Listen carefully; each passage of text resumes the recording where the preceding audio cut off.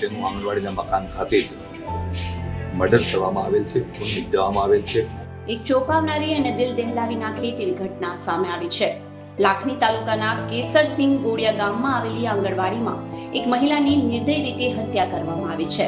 આ મહિલા 3 સંતાનોની માતા હતી અને આંગણવાડીમાં કામ કરતી હતી।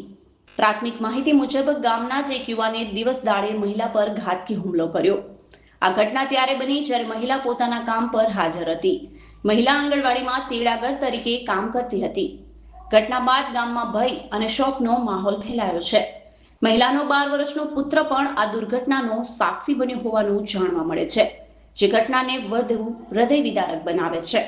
આરોપી ઘટના બાદ ભાગવાનો પ્રયાસ કર્યો હતો અને આત્મહત્યાનો પ્રયાસ પણ કર્યો હોવાની માહિતી મળી રહી છે।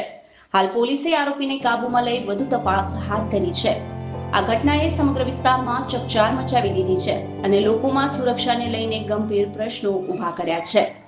આવી જ મહત્વપૂર્ણ માહિતી માટે જોડાયેલા રહો બીવીટી વર્તમાન મીડિયા સાથે। લાખણી તાલુકાના કેસરસિંહ ગોળિયા ગામે આજે આંગણવાડીમાં તેડાગર તરીકે ઘણા વર્ષથી નોકરી કરતી રાધાબેન, જેના પતિનું નામ પ્રભુદાસ ગેવરદાસ સાધુ વૈષ્ણવ છે અને તેનું આંગણવાડીના મકાન ખાતે જ મર્ડર કરવામાં આવેલ છે, ખૂન નિપજાવવામાં આવેલ છે, ચપ્પુના ઘાથી ખૂન નિપજાવવામાં આવેલ છે।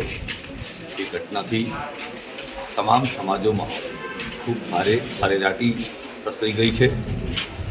આરોપી નજર કેદ હેઠળ છે। ફરિયાદ કરવાની પ્રોસિજર ઇત્યાદિ કરવાનું ચાલુ છે। એ મરણ જનારના પિયર પક્ષમાંથી, રાજસ્થાનમાંથી એના પિયરિયા લોકો ત્યાંથી આવે છે, એટલે સાસરી પક્ષના એના પતિ, દિયર, જેઠ અને સસરા વગેરે કહ્યું કે પિયર પક્ષના લોકો આવ્યા પછી જ એ લાશને અહીંથી હટાવવામાં આવે, ત્યાં સુધી ન લઈ જવામાં આવે। પરંતુ પોલીસનું કહેવું છે કે લાશની ડિવિડિટી અને ડિકમ્પોઝિશન અને ગરમીના કારણે એ ન થાય એટલા માટે અહીંથી પોસ્ટમોર્ટમના રૂમ સુધી આપણે લઈ જઈએ છીએ અને બધા જ આવ્યા પછી બાકીની ફરિયાદ વગેરેની પ્રોસેસર કરવામાં આવશે। આરોપી એક છે, બીજા કોઈ એમાં સંકળાયેલા છે કે કેમ, બીજા લોકો કોઈ આ અંગેનું કાવતરું કરવામાં છે કે કેમ, તમામ રીતે સરકાર ખૂબ કટિબદ્ધ છે। ચૂંટણીના પણ સંજોગો છે અને પોલીસ તંત્ર એકદમ સાબદું છે। પોલીસ તંત્ર ખૂબ સારી રીતે પોતાની કાર્યવાહી નિયમાનુસારની કરી રહેલ છે।